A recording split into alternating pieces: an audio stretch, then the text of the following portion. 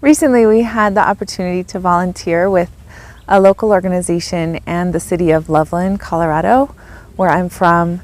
And they have a partnership with the Northern Arapaho tribe, who now live in the Wind River Reservation in Wyoming, north of us. But in this area was their native land, and before they were forcibly removed.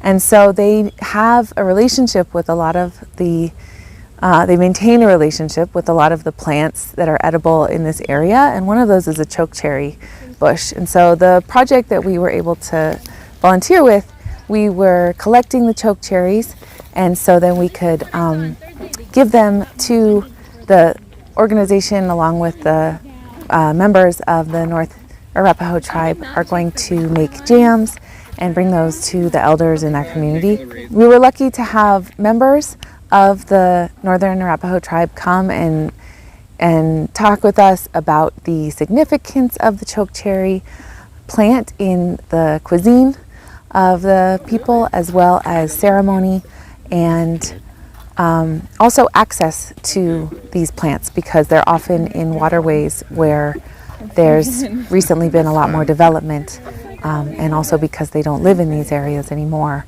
So the project, like the one we were able to volunteer with, helps to provide that access and bring this native plant to the people who can use it for various purposes. And we were able to talk and interview Travis Shakespeare to help us understand a bit more about how they use this plant and the significance of it in their daily lives. Nanana, Hatha Jabisa, Na Sitna, Travis Shakespeare, Hanana A, and Nanana, Basu, Basa Awu, Nana Nanana. And I'll translate. Okay, so my name is Hatha Jabisa, that means walks along the stars. I'm my English name is Travis Shakespeare. I'm a Northern Arapaho tribal member. I come from the Big Lodge clan.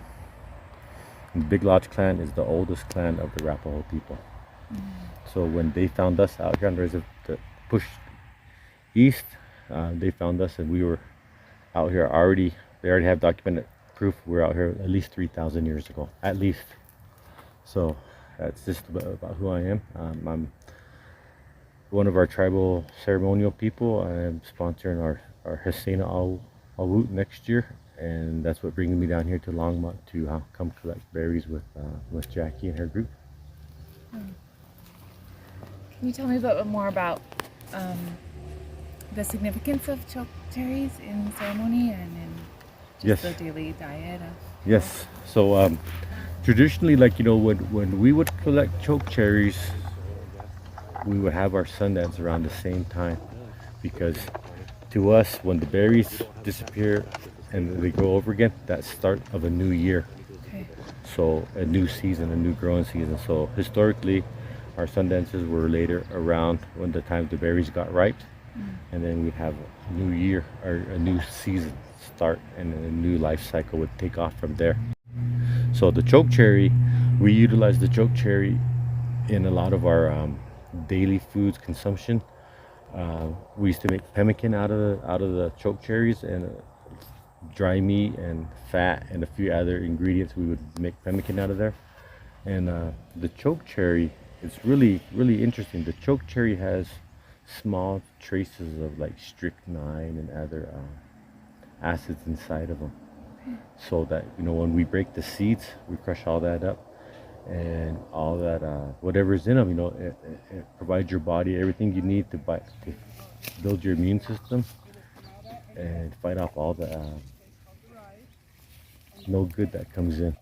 But traditionally, what we do with we just ate a lot of chokecherries, like Jackie was saying. When we're talking, that first Southwest, that's corn, and then water, and then meat. It's water, corn, because so it's youth. Second hill life. The third hill is meat, and when you're an adult and strong, and that fourth hill is beaniac. Gravies, when you have no teeth and stuff, you eat the softer foods. So we bring them chokecherry gravy, our beaniac. Well, we also use all kinds of different berries, but this is our main staple of our diet was the chokecherry, and like I said, we use that with our pemmican. And now when we get done fasting, our elders, our ceremony leaders make a water mixture with different medicines, and we'll pour water from a certain groundwater wells that we go get, and it's not treated. It's not a treated water like out of a treatment plant. It's just out of the ground. So we'll utilize that water and we'll filter it through the chokecherry, and then that water at the end of that water at the end of our fast, which is we go in on Thursday night and we'll get out on Sunday evening, and when people think when the sun goes down, but it's when the evening star pops up. So that's when we'll get out, and then that after that our vow is done, and we're able to drink water, but we have to drink that ceremonial water first, and it has other ingredients in it like a diuretic, and that's something we learned from the bear. We learned which root the bear goes and eats when after he gets done hibernating.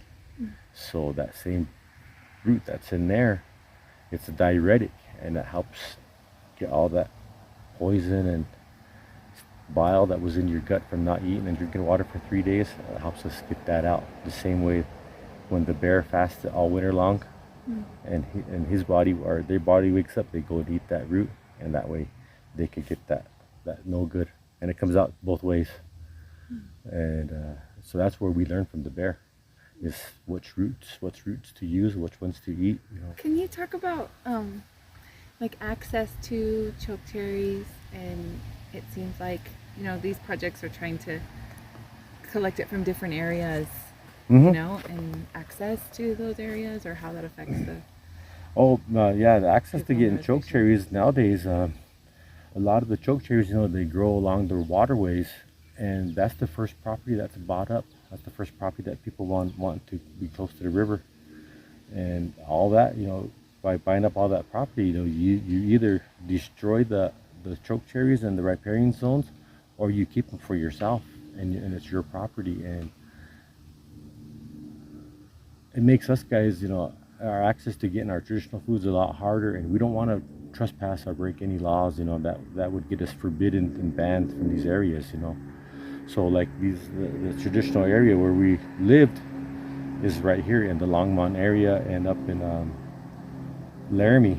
In the Laramie area, we call that place Bita Awu, and they changed it to Vitavu because it's just what you hear. And so Bita Awu means Mother Earth to us Arapaho people, and Laramie, you're up on the high plains where you get the sun and everything right off the bat before everybody else.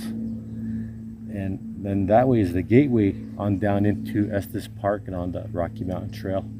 So from there we could access the Rocky Mountain Trail and go all the way down to Taos, New Mexico, all the way down into the Rio Grande. And we have stories and campsites of our people being out in those areas. We've had ceremonies down in the Pinion Canyon Maneuver site for down below Trinidad, and that's along the Republican River where there are chokecherries and there are a lot of other native plants that we did gather. There's a lot of petroglyphs of the Arapaho ceremonies being in there.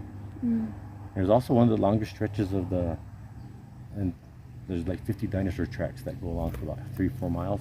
Wow. So I only got to see them from distance, but the other stuff I got to see close up. So when we were doing a lot of our surveying for historical homelands, there were some areas that we had stories that we were told, like along the Republican River. We know that there was a Sundance grounds there. We know that our people got trapped in some of those canyons during a lot of the blizzards, and some people may have died there, but at the same time the people flourished, and we were able to overcome the blizzard. And after that we had our ceremony, and they put it outside on a petroglyph wall. That's about as big as this area right here, and it's all painted on that wall, and it shows we have a man and a tree, the tree of life, which is significantly the cottonwood, because the cottonwood always signified it was pure, it was clean because of the water that it grew next to. and the water was always clean and pure. So we know that when we see the cottonwoods, we know that we're around clean, pure water, and we're in a clean area where we could have our ceremonies where it's going to be pure and clean, and the water does that for us. So along with like with our with so we can't leave that out. The chokecherry, the water, and then woman, we all put those all the way up there. The sun, bitawu, because there's only four things that provide life on this planet. That's the sun, that's Mother Earth, that's woman, and water. Us men, we don't provide life.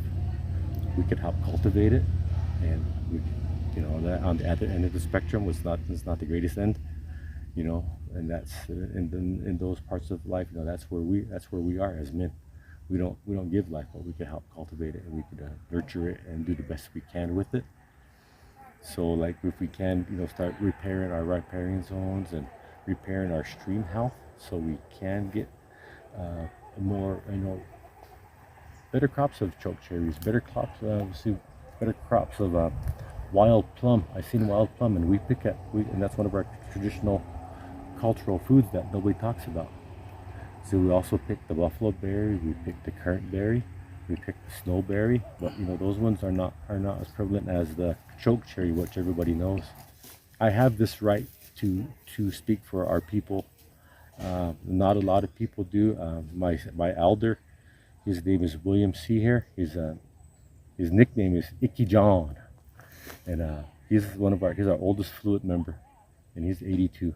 And he's my master speaker. I'm an apprentice, so I am also on the Language and Culture Commission. I'm the youngest member. I'm only 51, and that's 51 years young. And that's what he told me. You're just young. He said, I got a lot of plans for you. I'm like, okay. Well, yeah. He said, I got about a good 20 more years left. He said, we're gonna make the best of them. I said, okay. So with that, I go and I talk with them and learn my language. And my wife Patricia, she's a dual language teacher, so she too is preserving our language. And so we have to talk to a lot of our elders before we embark on things like this. Like Jackie and Herb. I'm really glad they're here, because they provide that circle. I wish we would have had some children, some young men, some young girls to come and pick, that way they can learn too, and also learn the significance of it, because a lot of times people on our own reservation don't know the significance of chokecherry or certain plants or certain animals, and that's something that we want to teach them. We want to provide that knowledge and information to them, and because people say, you're a knowledge keeper. I'm like, I am not. I am a knowledge sharer. Because if I'm going to keep it, that means, I'm going to hold on to it. At the same time, I am holding on to it, but I am teaching it, and I am allowed to share a lot of things. Being a leader, you have responsibilities. You have to take care of, first of all, you got to take care of your planet, your water, your land, your people, all at the same time. And look out for everybody inside your community, not just your Native Americans, not just your tribal members, but every community member inside your community, is relying on you, is relying on the choices you make. And we're a Headwaters tribe, so if we could make the best decisions and help protect our water, that means everybody downstream from us is going to get good water, is going to get what they need, and the rest, is going to go back into the ground where and on downstream for other people. So my idea is, we need to do the best we can while we can, protect and preserve what we have, and rebuild and reconnect with everybody out there, not just natives, but everybody, because now we are all, we've been on this continent for 500 years together now, and we should all start forming that bond, coming together instead of separating and fighting amongst each other again. Sooner or later, we're going to realize that we have to come together, and we're all part of one nation, and that's the human being nation. We're all humans. And sooner or later, we're going to realize that, and we hope it's for the sooner, Yeah. and that way, we could all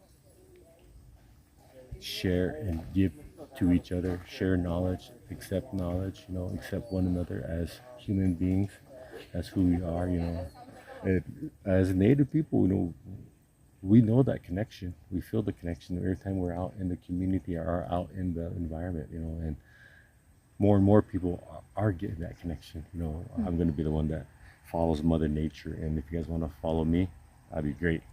I will show you a lot, and I'll teach you a lot. At the same time, I will learn from you, and we will preserve what we have. If the state is going to own the water, own the land, and then you got to take damn good care of that land. If you're going to own it, and you got to take care of it. You got to do the best you can with that water, the best you can with that land. That way, the people down below you get the same treatment. And if you start degrading your land, abusing the water, it's going to leave the man above, Mother Earth. They're going to take it away from us. And we, as humans, should just feel privileged to be able to wake up every morning, to walk on such a beautiful planet. Mother Earth, Vita Alut, and the more people start understanding that we don't own anything, that I think we're gonna flourish better, and we're gonna get along a lot better. And when we understand that we are stewards of the land all together as one, we're gonna do a lot better.